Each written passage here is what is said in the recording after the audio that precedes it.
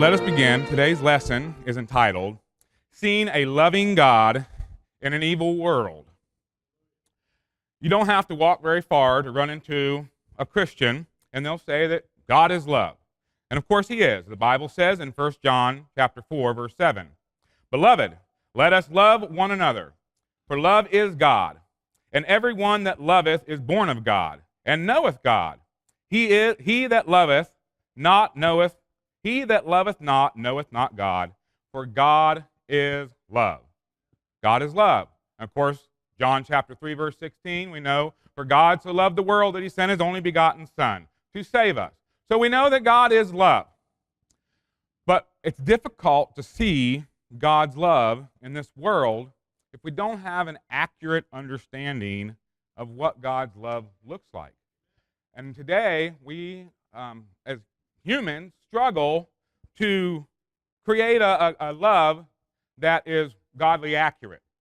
And we tend to mix our definition of love, our understanding of love, with the idea of fair. Fair is an interesting equation because really that's what it is. It's a mathematical equation. It's like algebra. Fair has an equal sign, and whatever happens on one side of the equal sign must happen on the other side. So if my good brother in Christ, Chad, was to come up and punch me in the face, it would only be fair that I punch him back. Fair might also indicate that only the person that does the crime must pay the punishment. It would be unfair if I stole something from an individual and Chad was to pay them back. That's not fair. It's unfair to Chad. So our very salvation rests on the fact that God's love is not fair. Otherwise, we could only pay our price for sin. Christ could not pay it for us because that's not fair. So what would be an accurate understanding of God's love? Well, first let's start in 1 Peter chapter 3, verse 8. Finally, be ye all of one mind, having compassion one of another.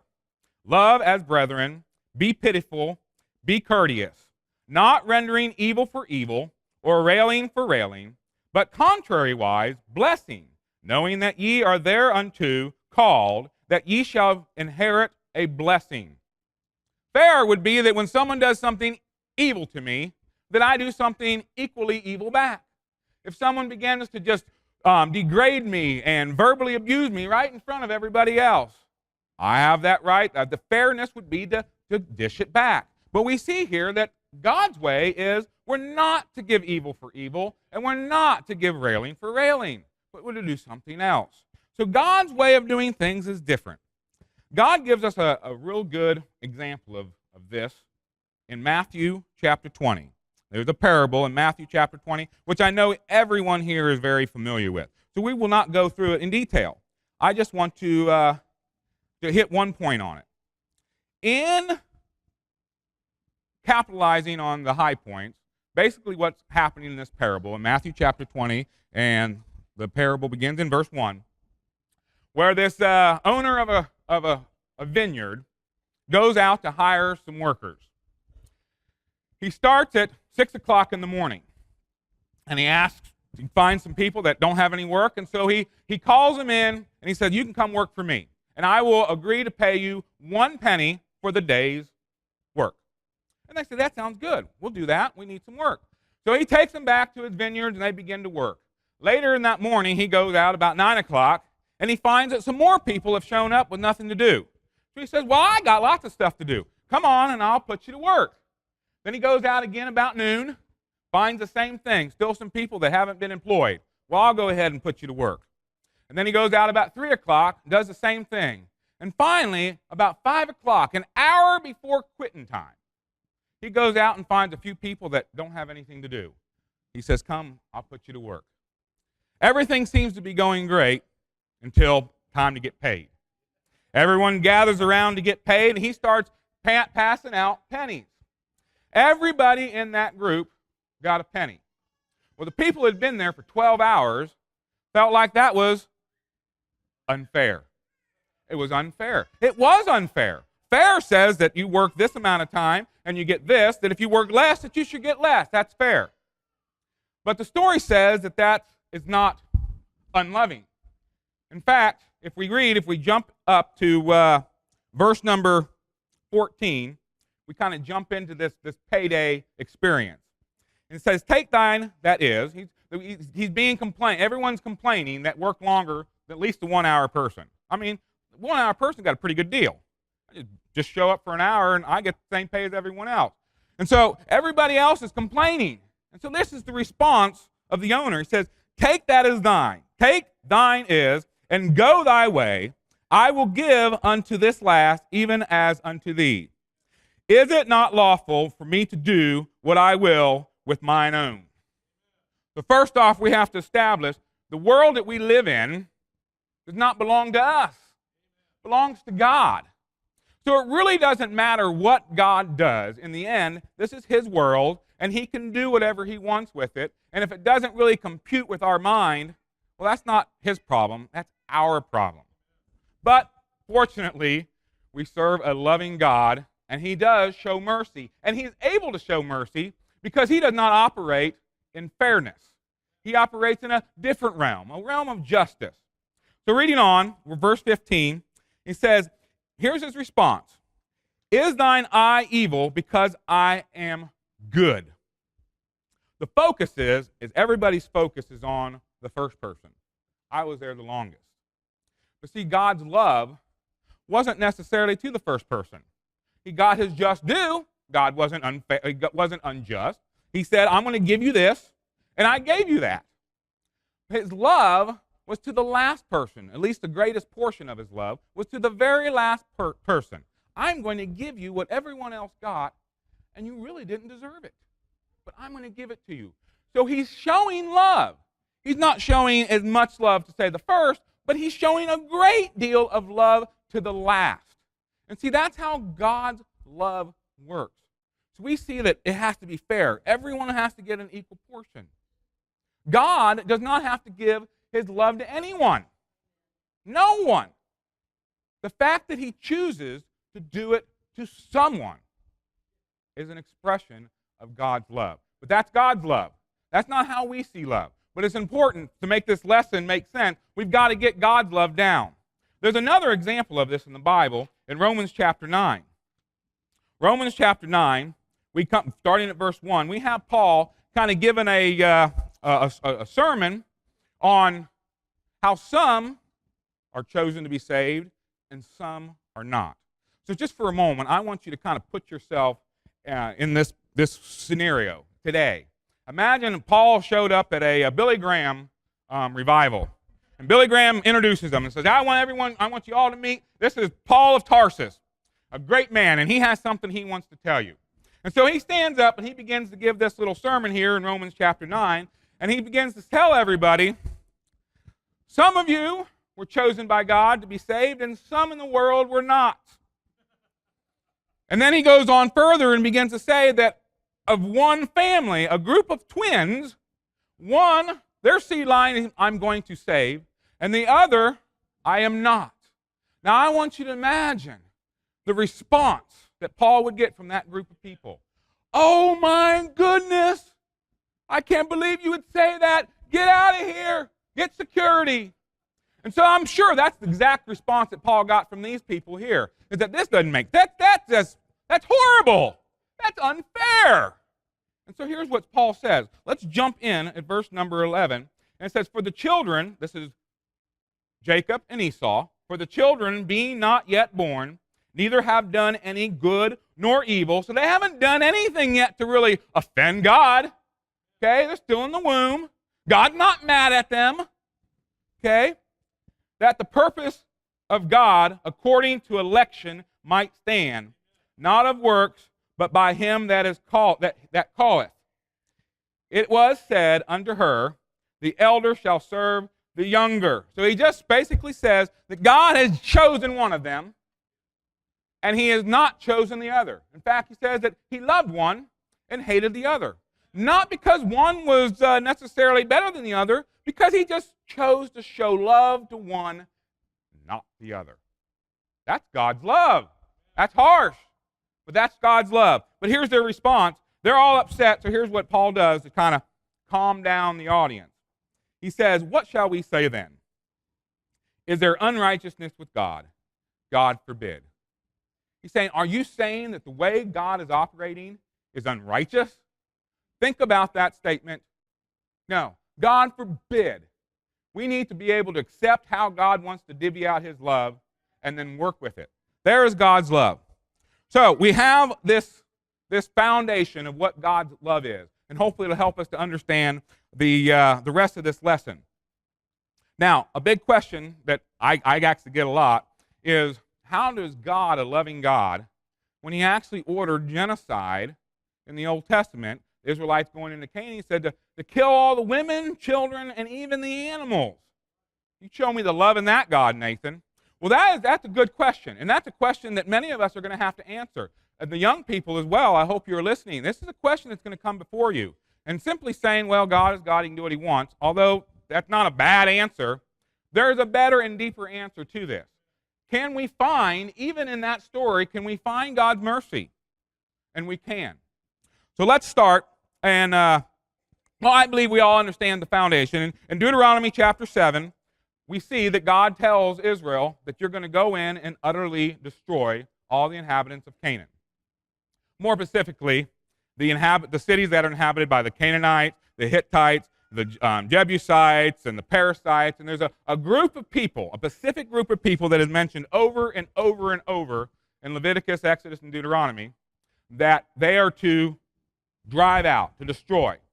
And then there's others that aren't these people that they can go ahead and absorb into their new kingdom as long as they're compliant and they don't put up a resistance. But those people, the Canaanites, the Hittites, and so forth and so on, they're not to do anything with them but to destroy them. So that kind of goes back to that story we just talked about of Jacob and Esau. There's something about those people that's different than the rest. I'll let you figure that out. So they go in, and so what are we seeing there? And I believe that the mercy that we're going to find of God starts in Genesis chapter 15, where we find Abraham is given the promise to receive this land. So if you turn with me to Genesis chapter 15, we'll be reading real quick, starting in verse number 12. "And the sun was going down, a deep sleep fell upon Abram. And lo, a horror of great darkness fell upon him. And he said unto Abram, Know of a surety that thy seed shall be a stranger in a land that is not theirs, and shall serve them, and they shall be afflicted them 400 years. This is Israel in Egypt. And also that nation whom they shall serve I will judge," and we've seen that, "and afterwards they shall come out with great substance. And thou shalt go to thy fathers in peace, and thou shalt be buried in a good old age. But the fourth generation, they shall come hither again." So now he's saying that you're not going to get the land right now. But eventually your great-great-great-grandchildren, they're going to come back. "And for the iniquities of the Amorite are not yet full." See, Abraham and his people could not get the land right away. And the reason was, it says, is that the iniquities of the Amorites were not full. See, God actually was showing some mercy there. He would not judge the Amorites because their sin wasn't quite bad enough for the punishment that was coming. They're going to be driven out of their land. So it's not bad enough yet, Abraham, but I'm a God that's all-knowing, and I know the future, and I know in about 400 years that's going to be bad enough, and at that time we're going to come in and we're going to go ahead and take care of business. But here's the mercy. The mercy is that the Amorites had 400 years to get their act together. I mean, if 400 years isn't enough to turn your life around and get back on the right track, I don't know what is. I think that's pretty merciful. 400 years the Amorites, the Hittites, and the Canaanites had to get things back together. And they didn't do it. Of course they didn't. Then let's turn to Exodus chapter 23. In Exodus chapter 23, and we'll jump in at verse 20, we'll see that the Israelites have just come out of Egypt. They've celebrated their Feast of Unleavened Bread. They've celebrated the Feast of Pentecost and received the law. And now the next step is we're going to get ready to go on into Canaan. So they send in some spies, and they're getting ready to go in. And this is the plan that God tells them that's going to unfold when they go in. So we're going to jump in at verse number 20.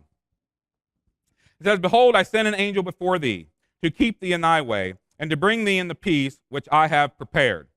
And beware of him, and obey his voice, provoke him not, for he will not pardon your transgressions, for my name is in him." So this angel appears to me that we're talking about pre-incarnate Christ. So Jesus is going to kind of guide them into this process. And it tells them that they will be protected, whatever city they come to. Anyone who resists them, they will win. But if we jump down to verse number 28, we see something.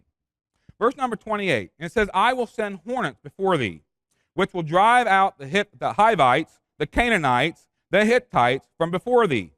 I will not drive them out from before thee in 1 year, lest the land become desolate, and the beasts of the field multiply against thee.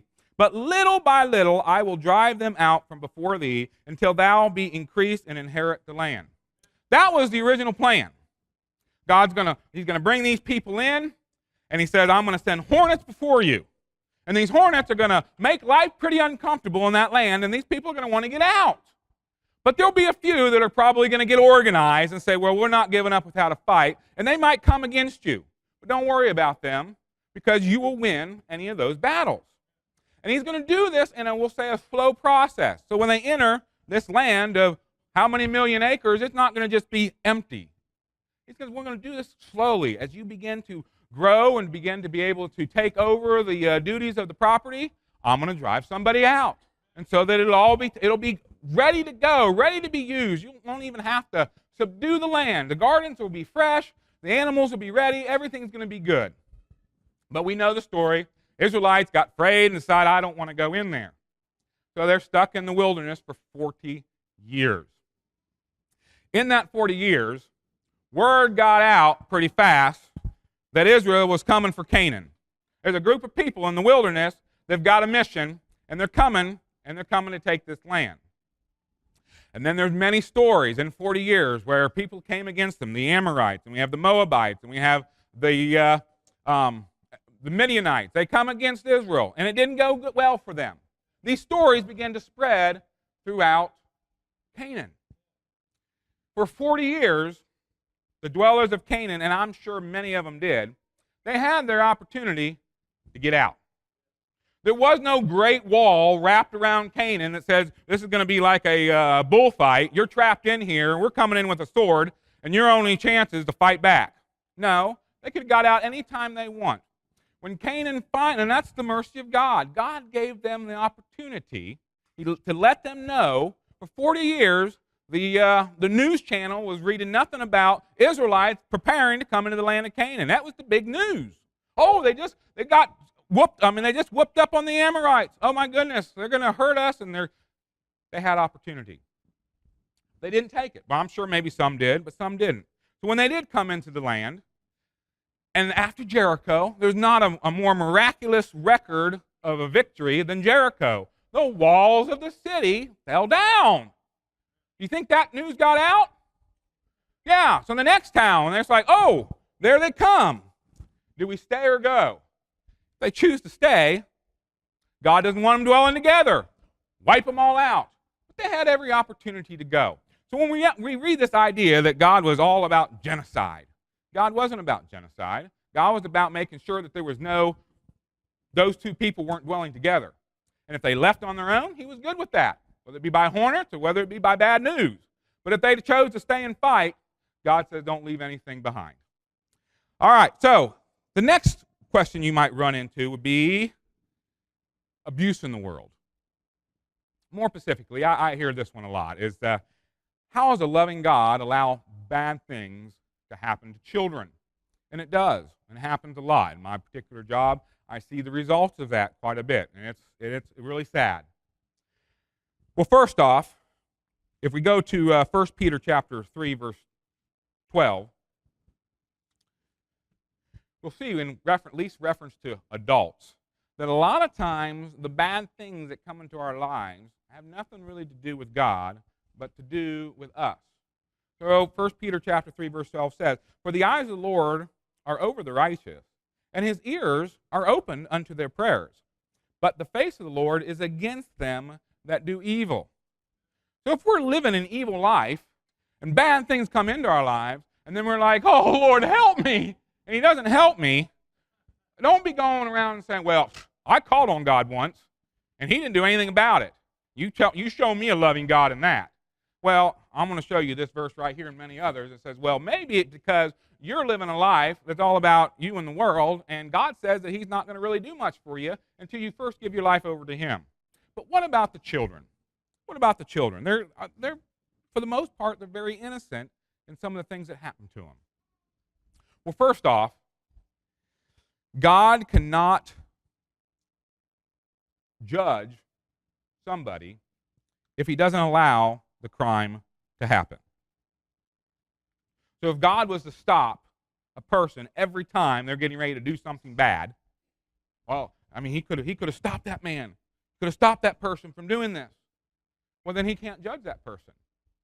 And if that happened with everyone, if we're going to be fair, if I'm going to do it with you, I got to do it with everyone, then on Judgment Day, we wouldn't have many people to judge because God has literally prevented bad things from happening. Well, let's see, what did you do wrong? And you're like, well, you can't judge me, God. You kept me from doing anything wrong. I'm good. So in order to get the judgment, we have to do the crime. And so God can't be going around stopping all the bad people from doing bad things, or he can't do anything to judge them. And God's a just God, and he's not going to do that. So it is true that bad things do happen to children in this world that they don't really deserve. But although God's not going to stop bad people from being bad, he does help them in the bad situation. And of course, we see a shining example of this in the story of Joseph.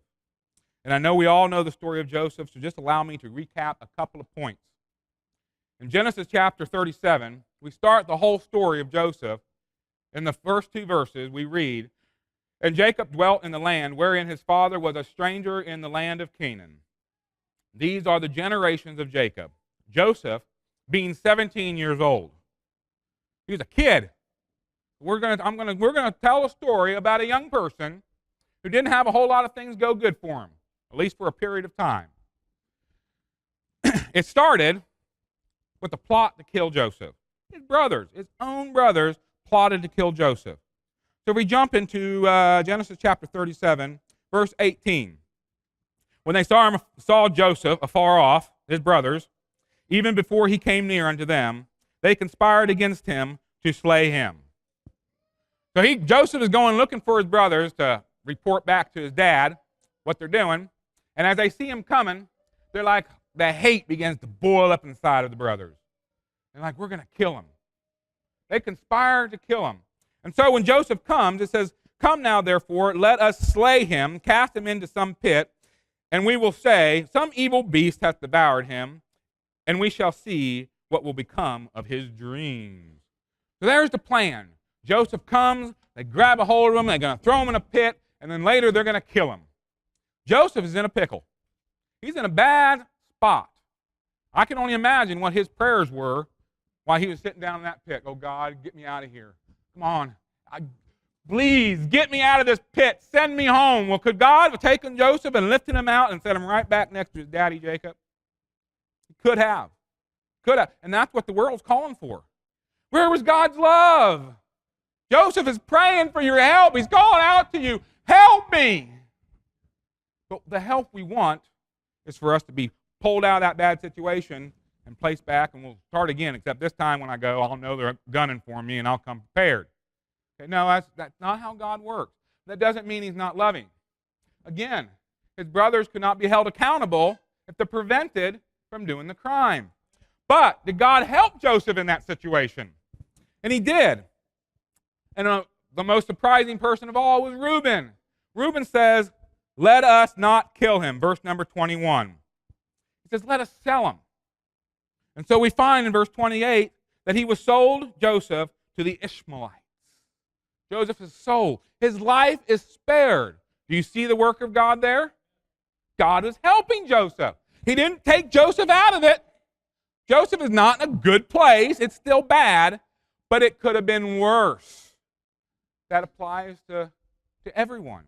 when we're in a bad situation, when bad things are happening. It can always be worse. And God is protecting us from that worse. He's allowing things to go a better way, but he can't completely stop it because that's unjust. Then we see that Joseph is bought into slavery. We go to chapter 39. He's bought into slavery by an Egyptian guard named Potiphar. And it says, in verse number 2, it says, and the Lord was with Joseph. He's bought into slavery. I mean, it's one thing to be in a military family, and you go overseas somewhere, say Japan, and you drop there in Japan, and you got a new culture. But you always had your family kind of lean on when things got a little overwhelming.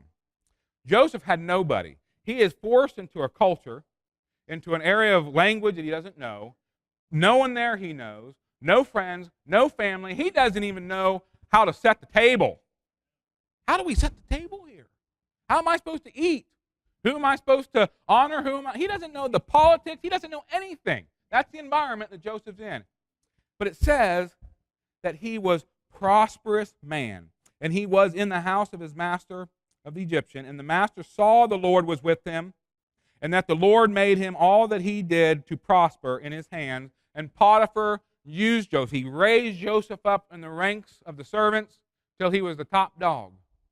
Because God, and it tells us, God was there with him, helping him. God did not take Joseph out of Egypt and put him back home, but he helped him while he was in Egypt. And just when you thought things couldn't get any worse, I mean, it's pretty bad stuff. It does. Then Joseph has an issue with the young lady, Potiphar's wife. We know the story. Potiphar's wife set the plan to seduce him. Joseph decides that he wants to stand on honor. And he says, I will not do this because it's against what my God wants, and it's against what my master wants. This was a man under authority. He says, I'm not going to do this. But we have to imagine the temptation Joseph had. A young teenage boy in an environment where he's alone, afraid, doesn't know anyone, and here's a beautiful woman advancing on him. But yet he chooses to walk with God. He does the right thing. And what happens to him? Well, the woman claims that she says in verse number 14, see, he hath brought, my husband, hath brought in an Hebrew unto us to mock us. He came into me to lie with me, and I cried with a loud voice. He brought this Hebrew in, pulling the race card. He's just a Hebrew. Can't believe you let him come into my house. What are we going to do? Potiphar, like any other good husband, he sends him to prison. And there Joseph is, in prison. Couldn't get, and for a crime he didn't commit, and for doing the right thing. This is getting pretty bad. See, a lot of times we compare our bad situation to others and says, well, ours is far worse. Well, I know there's some pretty bad stuff out there, but can it really get any worse than what Joseph is going through? He's had a lot of bad things happen to him, and now he's in prison. And prison's not like today. It's not like you're sitting in front of a widescreen TV all day and go out to the basketball court at 2 o'clock and then we got 3 square meals. It was a work camp. That's how Egypt was built, was on the prisons. All right? So this was not a good situation. But what does it say? It says, but the Lord, verse number 21, but the Lord was with Joseph and showed mercy on him. Again, God did not rip him out of it.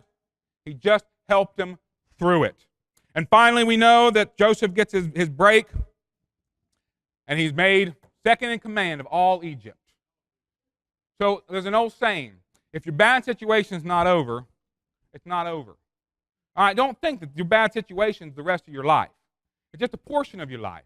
And if you stick through it, God will eventually bring you out the other side. But sometimes when we get to the other side, we don't let go. So, you know, most of the damage that we have in abusive situations isn't the physical body. The matter is, I can cut myself and it will heal. But it's emotional damage. And a lot of that emotional damage is because we won't let it heal. So when we try to, we'll say the scar tissue of abusive situations is oftentimes a thinking problem. Our culture has created an environment that our bodies are ours, and we have the right to control every aspect of our physical life. And when someone violates that, we have a meltdown. A meltdown that lasts far longer than the actual incident that happens. Did Joseph have that mentality? Throughout that whole thing, we see Joseph's attitude. Although I'm sure every night, Lord, take me home. Please, get me out of here. But after his prayer, he had an attitude. I'm going to do my best. I'm going to let the past be the past, and I'm going to embrace the future. And when his time finally came to an end, he wasn't going through 8 years of psychotherapy to try to be a ruler of Egypt. He was ready to go. I'm ready to go. Let's do it. Another area is many people say that the Bible is pro-man and anti-woman and children, or female children at least. All the laws are written for the man's protection, but nothing protects the women from the man in the law. That's horrible. Well, first off, God works through a chain of command. And if we understand that chain of command, we'll understand that we don't have to have laws just for guys, and laws for the women, and laws for everybody else. That what we need is a law for the head of the chain. And that's what we have. So it is true that a lot of the laws are written specifically for the men. But see, this chain of command is actually a benefit. Just a couple of examples. In Numbers chapter 30, we see the area of vows. And it says that if a woman takes a vow, and the man doesn't hear it, the husband doesn't hear it, and doesn't agree to it, then he can actually free her from that vow. So if she makes an agreement and says, oh, that's a really nice car, someone catches her out in the street and says, you need to buy this car. And agrees for $50,000 to buy a $5,000 car. And she goes home and says, honey, I'm buying a car. You're going to love it. I mean, it's marked up 5,000%, but I think we're going to be good. She is not bound to that if he says, nope, we're not going to do that. That protects her. Protects her. And then, of course, we have the area of a story in Exodus chapter 22 where a man entices a woman, and they do things that are inappropriate, and they get found out. And the only right thing to do is to get married. But guess what? If the father doesn't like the guy, he's looking down and says, he ain't fit for asphalt on the road, he can call it off. He can say, nope, not going to happen. You just pay me my money and we're going to move on. That we'll say chain of command is designed to protect the ladies, to protect the young children, not to inflict anything upon them. And then, of course, we see, if nothing else, the Ten Commandments. See, God's original design for Israel was a theocracy under God's law. Now, I want you to imagine, we'll just say from the masculine perspective, if all men were to put God first, thou shalt have no other God before me, nothing else in his life was greater than God. And I want you to look across the nation of America and visualize all the men held to this law. They don't keep the law, someone's going to come after them, and there's going to be a consequence. It was a law, a legal system. Now all the men are putting God number one. Do you think that would change how the families look? Do you think that would change what we see in America today in the area of women abuse, child abuse? It would. Thou shalt know graven images. Imagine if we turned on the news and we saw a politician under investigation for owning too many cars that he doesn't use. Do you need those cars, or are you buying those cars because you're worshiping those cars? Would that change the way things are in our country? How about the Sabbath? Every day a week, a man was required by law. Do you know the Sabbath is a capital punishment for not keeping it? It's a death penalty. I bet they were pretty motivated to keep the Sabbath. But imagine that they had every Saturday of the week, they had to let go of their job, they had to let go of their hobby, they had to let go of everything and devote it to God and family. I can't tell you how many times I've had couples come into my office looking for help, and the lady says, all I want is him to go to church with me. Well, he would under God's original design of the theocracy. See, we look at all these laws, and then we have the laws that pertain to them and man. The laws promote selflessness. See, all these bad things that are happening, all these crimes that are being committed, it all revolves around selfishness. It's all about me. It's about control. My life's out of control, and all I care about is me. I got to get control. So I'm going to go over here and I'm going to do something bad to you to get that control. Because if I can control your life, then I feel like I got a little control in my life. Now I feel better because it's what it's all about is me. But see, God's law and all the 600 judgments and statutes that go with it, it's all about promoting selflessness in the man. And so if the men of America were all selfless, the only thing they put God first and everybody else second, and then they fell down underneath of that, would that change what we see when we turn the news on at night? Would that change the newspaper clippings? It would change everything enormously. Not a little change. It would be huge. So God does love us, and He has shown His love. And He's shown His love first by creating a perfect world. It was perfect.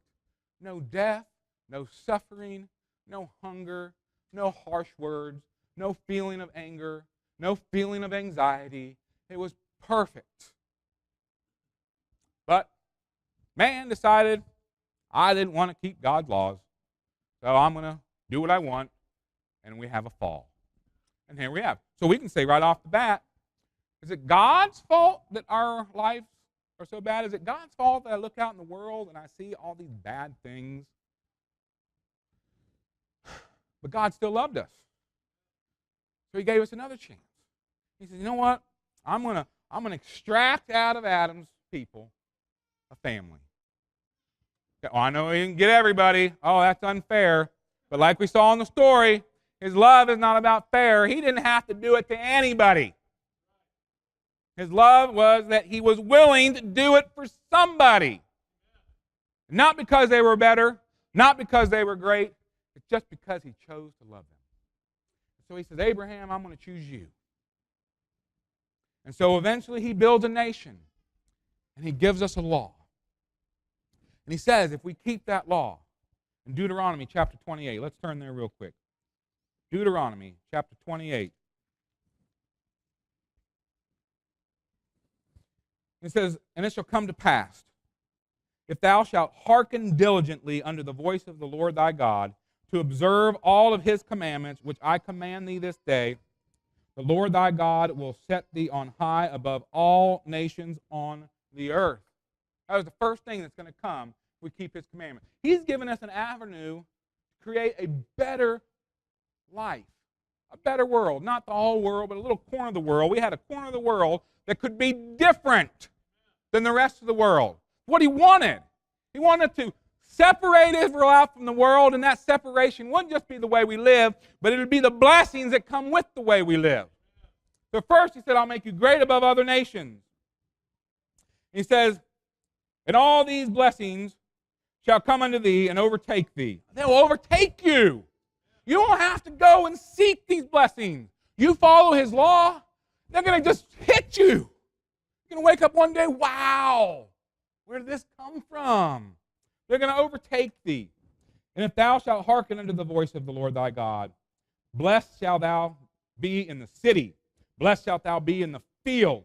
Your cities will be prosperous. Your gardens will be prosperous. Your crops will be prosperous. Blessed shall thy fruit of thy body, and the fruit of thy ground, and the fruit of thy cattle, the increase of thy kine, and the flocks, and thy sheep. Blessed shall be thy basket, and thy store. Blessed shall be thou when thou comest in, and blessed shall thou be when thou goest out. He's going to protect you. When you're going to travel somewhere, you'll be protected. When you come back, you'll be protected. He'll take care of you. And the Lord shall cause thine enemies to rise up against thee, to be smitten before thy face. When was the last time we were able to win a war? He's saying it doesn't matter who your enemy is. You're going to win. You're going to win. And we can read on. Blessing. after blessing came from God's theocracy. But guess what? That didn't last very long. Didn't last very long at all. Eventually, it began to break down. And then when the children of Israel wanted a king, they wanted to be like everybody else. God says, I don't want you to be like everyone else. I want you to have the blessings unlike everybody else. They said, no, we want to be like everybody else. And it all began to fall apart. But know this, God's theocracy was not flawed. It was the people in it. God gave us something that would work. And we failed to do it. We failed to enforce it. And because of that, we now have what we see. You just take everything I just read in Deuteronomy chapter 28 and reverse it. That's what we get if we do what he says. We're not doing that. So what's the opposite? Oh, well, now we're going to, be unprotected. Our gardens are going to be not so fruitful. The fruit of the womb is going to be hurting. Everything is going to be reduced, maybe even cursed. But even after all that, we walked away from that. God loved us once again in a big way. I mean, I'm not naming them all. I'm naming the big ones. And that's Christ. He sent his only Son in this very festival to earth as man so that he could be our kinsman redeemer, so that he could be that perfect sacrifice that wouldn't work in a fair way of thinking. But it's not fair, but it's love. But even with Christ and the Holy Spirit, God allows us in this world to benefit in that relationship by receiving God's love.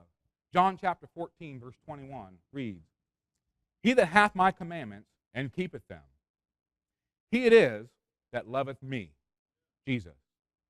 And he that loveth me shall be loved by my Father, and I will love him and will manifest myself in him. We keep hearing about the separation between us and God. And Jesus bridges that gap in a way that I personally can't comprehend. But you'll see, how do we utilize that bridge? It's right there, but how do I get on the bridge? By keeping his commandments. When we look into the world today, we see churches that are teaching against the commandments. And then we dare to ask the question, why is there so much evil in this world? Why doesn't God do something about it? Because we won't let him. It's on us. But because it's on us, it's up to us to begin the change. It's up to you and I, in our home, to begin to make a change of putting God first by keeping his commandments. And then from there, we can spread into our community. And then from there, we spread into our local government, into our state government, and then into the nation. But it doesn't start with the nation. It doesn't start with the church. It starts with you and me. Will we submit ourselves to God the way that he wants us to submit to him? Not the way we think makes sense, but the way he says. And then we will reap the benefits of that. Our home, if for no other reason, for your wife and children, your home will reap the benefits. Others will see and will want to have what you have. May God bless you, and thank you for this opportunity.